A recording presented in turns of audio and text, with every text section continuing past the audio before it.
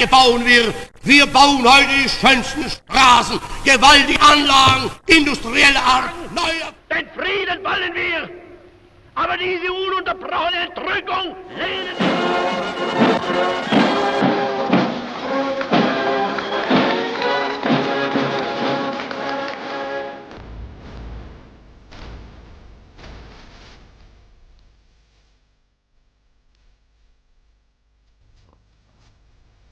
अपनी मौत से पहले हिटलर और उसकी साथी एवा ब्राउन अपने तमाम डॉक्यूमेंट, तस्वीरें, सब कुछ जला दिए।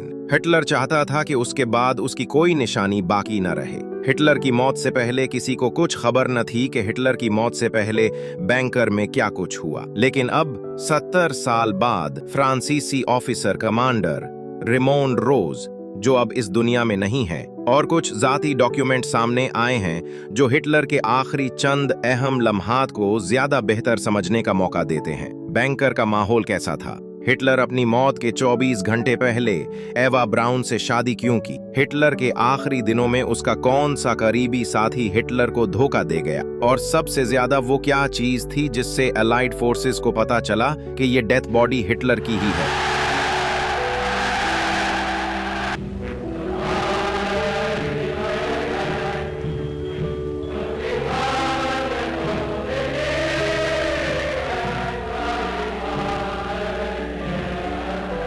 वीडियो को आगे बढ़ाने से पहले चैनल को सब्सक्राइब करें और लाइक करना ना भूलें। नाजरीन, हिटलर के मरने के बाद हर कोई बैंकर को देखने की कोशिश कर रहा था। 25 नवंबर 1945 को कमांडर रेमोन रोज, जो एक फ्रांसीसी ऑफिसर था, बैंकर के अंदर गया। बैंकर के अंदर जाने के लिए 26 सीढ़ियां थीं जो अंधेरे की तरफ जा रही थीं। वहां एक डार्क और गंदा कमरा देखा जहां हर तरफ बिखरे कागज, उलटी पड़ी कुर्सियां और किंडल विक्स पड़े थे। रोज को ऐसे डॉक्यूमेंट मिले। ये डॉक्यूमेंट बताते हैं कि हिटलर अपने आखिरी फैसले तक डटा रहा। वो अपनी मौत में भी अपनी जीत देख रहा था। हिटलर की मौत से सिर्फ 10 दिन पहले जर्मनी का सपना, जो कभी दुनिया पर हुकूमत करने का था, अब सिर्फ ख्वाब बन चुका था। हिटलर की एम्पायर, जो दुनिया की सबसे ताकतवर एम्पायर थी, जो वेस्टर्न पावर के गले की हड्डी बन चुकी थी, वो अब आखिरी पुल गन रही थी। बर्लिन, जो हिटलर का ख्वाब और हिटलर की ताकत का मरकज था, वो अब मिट्टी का ढेर बन चुका था। हर तरफ खौफ, तबाही और मौत का मंजर था। अलाइड फोर्सेस के बॉम्ब हर तरफ बरस रहे थे और रेड आर्मी सिर्फ 100 किलोमीटर दूर थी। हिटलर अब बैंकर में छप गया था। उसे अल्बर्ट स्पीयर, जो हिटलर का पर्सनल आर्किटेक्ट था, इसके हिसाब से बहुत मजबूत बुलेट प्रूफ बनाया गया था। बनाया तो 1936 में गया था, लेकिन अलाइड फोर्सेस के खतरे के बाद 1943 और 1944 में उसे और ज्यादा मजबूत किया गया। इस बंकर को जर्मन जबान में फ्यूहरर बंकर कहा जाता था, मतलब लीडर का बैंकर। ये वही बैंकर था जहां पूरी दुनिया पर राज करने का ख्वाब देखने वाला एडोल्फ हिटलर छुपा बैठा था, और यहीं पर उसने अपनी जिंदगी के आखिरी दिन गुजारे। ये बैंकर बुलभली की तरह था।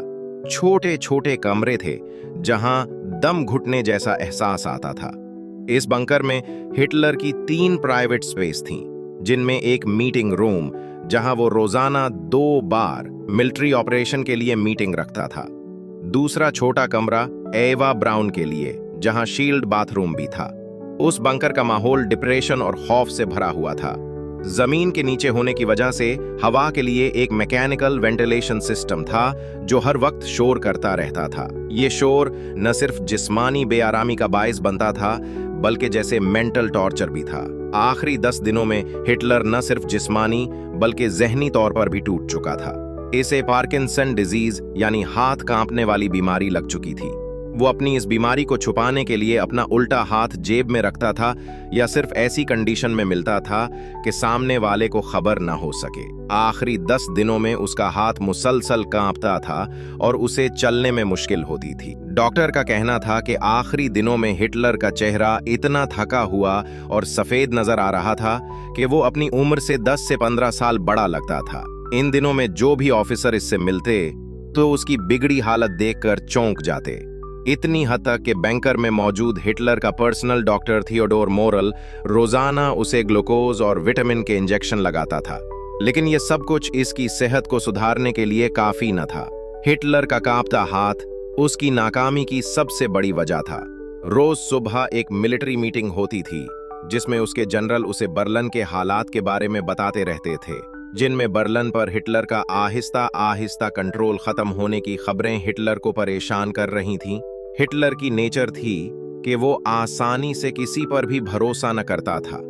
यही वजह थी कि वो आखिरी दिनों में इतना परेशान रहता था कि कहीं अपने जनरल धोखा न दे जाएं। हकीकत में भी आगे चलकर ऐसा ही हुआ। आखिरी दिनों में जब सब बैंकर से भागने का सोच रहे थे तो एवो ब्राउन ने हिटलर का साथ दिया। एवो ब्राउन हिटलर की 13 साल पुरानी मिस्ट्रेस थी। उन दोनों की शादी तो ना हुई थी, लेकिन फिर भी एवो ब्राउन हिटलर के साथ बैंकर में ही रहती थी। एक्सपर्ट का कहना था कि बैंकर में रहने की जिद एवो ब्राउन की थी और शायद कमजोरी की वजह भी वही थी। एवा ब्राउन हिटलर के साथ हर हाल में रहना चाहती थी। एवा के कुछ लेटर मिले जो उसने अपने दोस्तों को लिखे थे। उन्हें पढ़ने के बाद कुछ हिटलर और एवा की प्राइवेट लाइफ का पता चल सका है। उन लेटर में ये लिखा था कि ये जगह बहुत खौफनाक है, लेकिन मैं इसलिए खुश हूं कि मेरे साथ हिटलर है। बैंकर के बाहर आखिरी दिनों में बर्लिन सारा जंग का मैदान बना हुआ था। हर रात हर दिन बर्लिन पर बमबारी हो रही थी। रेड आर्मी यानी सोवियत यूनियन की आर्मी बैंकर से 100 किलोमीटर दूर हिटलर की आर्मी के साथ बॉर्डर पर लड़ रही थी। हिटलर की आर्मी के पास उस वक्त अपने आप को महफूज रखने के लिए 900 टैंक्स और 5 लाख सिपाही थे, लेकिन सबके बावजूद भी आर्मी पिघल रही थी। हिटलर, जिसने हमेशा हमेशा हुकूमत करने का ख्वाब देखा था, वो अब बुरी तरह नाकाम हो रहा था। बर्लिन के लोग छतों और बैंकरों के नीचे अपनी जान बचाने के लिए छुप रहे थे। देखते देखते रेड आर्मी के सिपाहियों ने बर्लिन में जर्मन सिपाहियों को हरा दिया। एक जर्मन सोल्जर ने बताया कि जब वो बर्लिन में वापस आया तो शहर को पहचानना मुश्किल लग रहा था, क्योंकि हर तरफ मिट्टी के ढेर ही ढेर लगे हुए थे। वो वक्त था जब जर्मन आर्मी को भी हिटलर की लीडरशिप का दी एंड नजर आ रहा था।